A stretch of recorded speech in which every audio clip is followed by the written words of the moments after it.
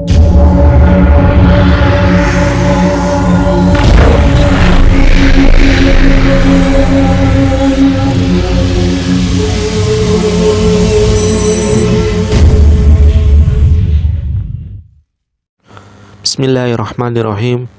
Assalamualaikum warahmatullahi wabarakatuh.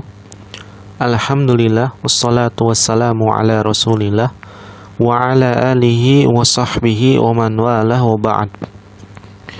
Pada kali ini saya tidak akan memberikan materi mengenai fikih, tapi saya akan sedikit memberikan motivasi supaya kita lebih rajin lagi, lebih giat lagi dalam belajar. Di sini saya sedikit menukil kisah-kisah dari kitab Rihlatul Ulama fi Talabil Ilmi, perjalanan ulama dalam rangka menuntut ilmu, di mana kita ketahui bahwa para ulama dalam melakukan perjalanan menuntut ilmu adalah kisah-kisah yang sangat menakjubkan, sehingga saya berharap para santriku sekalian bisa mengambil hikmah dari kisah-kisah para ulama dalam menuntut ilmu dan menjadikan kita lebih termotivasi lagi dalam menuntut ilmu. Disebutkan dalam kitab Rihlatul Ulama fi Talabil Ilmi bahwasanya Al-Hafidh Ibnu Mandah Abu Abdillah, seorang ahli hadis, muhaddisul Islam, rahala fi talabil ilmi wa umruhu 20 sanatan. Dia melakukan perjalanan dalam menuntut ilmu sejak usia 20 tahun. Wa raja'a wa umruhu 65 sanatan. Dan pulang dalam usia 65 tahun. Wa kanat rihlatuhu 45 sanatan. Dan dia menghabiskan perjalanan selama 45 tahun dalam menuntut ilmu. Subhanallah. Perjalanan beliau dalam menuntut ilmu begitu panjang, di mana pada zaman saat itu tidak secanggih zaman sekarang, di mana saat itu tidak ada yang namanya mobil, tidak ada yang namanya sepeda motor, tidak ada yang namanya pesawat terbang, sehingga perjalanan dalam menuntut ilmu dari satu tempat ke tempat yang lain memakan waktu yang sangat lama. Adapun di masa kita, subhanallah, Allah memberikan kita kemudahan dengan adanya kendaraan-kendaraan seperti pesawat terbang, sepeda motor, mobil. Bahkan di rumah kita bisa menuntut ilmu, yaitu dengan cara menggunakan internet, dengan laptop ataupun smartphone. Akan tetapi di sisi lain kita diuji oleh Allah Subhanahu wa taala dengan kemalasan. Padahal Allah sudah memberikan kita jalan kemudahan dalam menuntut ilmu, namun ternyata kita malah bermalas-malasan. Kita berlindung dari sifat yang seperti ini. Kemudian Adz-Dzahabi berkata, yaitu mengomentari tentang Ibnu Mandah ini,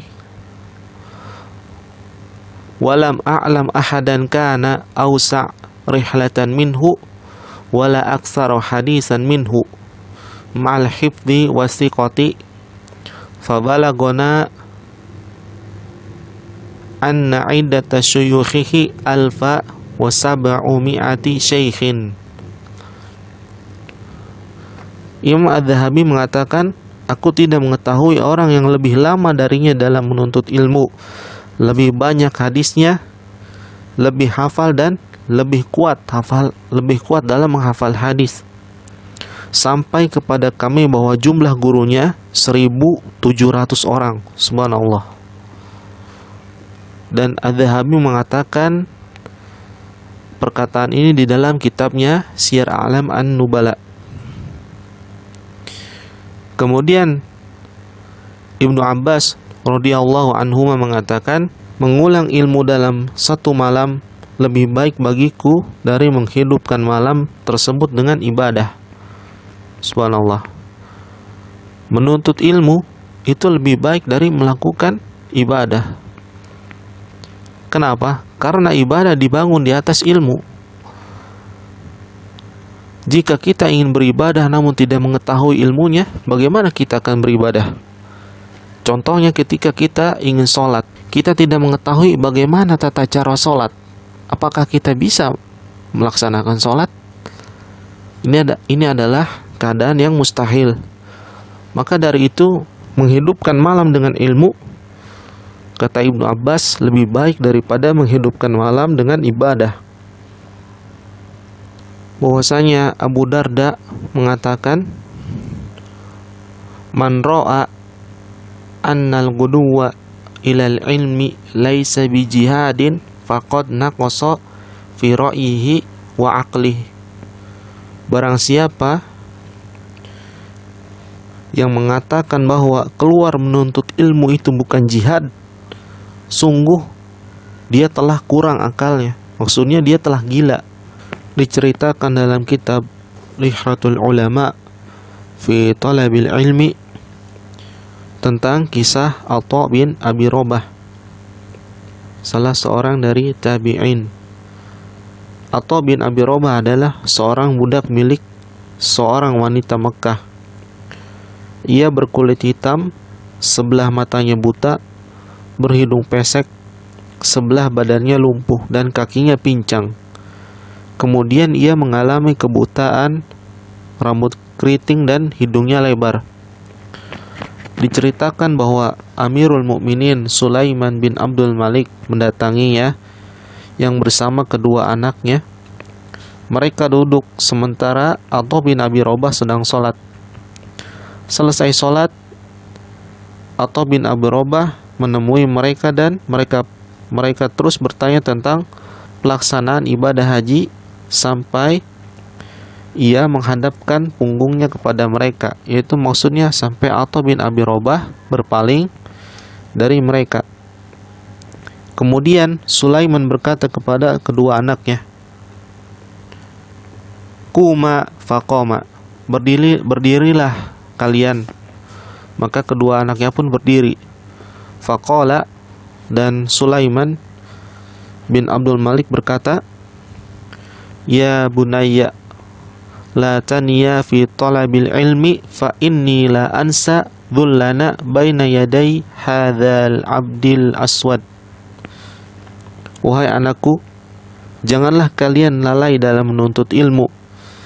Sesungguhnya aku tidak lupa bahwa kita hina di hadapan seorang budak yang hitam ini. Atha bin Abi Rabah, jika kita lihat secara fisik ataupun secara harta, dia bukanlah siapa-siapa, namun dia adalah seorang tabi'in yang berilmu, seorang ulama, seorang yang faqih. Sehingga pemimpin saat itu, Sulaiman bin Abdul Malik, mendatanginya untuk bertanya tentang tata cara pelaksanaan haji. Padahal Sulaiman bin Abdul Malik adalah seorang pemimpin, namun dia mendatangi Atha bin Abi Rabah. Kenapa? Karena Atha bin Abi Rabah adalah orang yang berilmu, orang yang memiliki kedudukan yang tinggi karena ilmu. Seseorang akan Allah angkat derajatnya di dunia maupun di akhirat dengan ilmu agama. Sebagaimana firman Allah Subhanahu wa taala, yarfa'illahu alladhina amanu minkum walladhina utul ilma darajat. Sesungguhnya Allah mengangkat kedudukan orang-orang yang beriman di antara kalian dan orang-orang yang memiliki ilmu beberapa derajat. Orang yang berilmu akan memiliki kedudukan yang tinggi di dunia maupun di akhirat. Oleh karena itu, wahai anak-anakku sekalian, teruslah menuntut ilmu hingga kita bisa mendapatkan derajat yang tinggi di sisi Allah Subhanahu wa taala, baik derajat di dunia maupun di akhirat. Dan ilmu, sebagaimana kata Yahya bin Abi Katsir, la yanalul ilma bi rahatil jasad. Ilmu tidak akan didapat dengan bersantai-santai. Ilmu itu didapatkan dengan belajar. Al ilmu bit ta'allum. Ilmu didapatkan dengan belajar. Tidak mungkin seorang bisa menjadi orang yang berilmu, orang yang faqih, orang yang alim, sementara dia hanya tidur-tiduran, sementara dia hanya duduk santai, tetapi tidak mempelajari ilmu, dia tidak membaca. Oleh sebab itu, mudah-mudahan kisah Atha bin Abi Rabah ini bisa memberikan kita motivasi untuk giat lebih belajar lagi. Demikian pembelajaran kali ini. Subhanakallahumma wa bihamdika asyhadu an la ilaha illa anta astaghfiruka wa atubu ilaik. Assalamualaikum warahmatullahi wabarakatuh.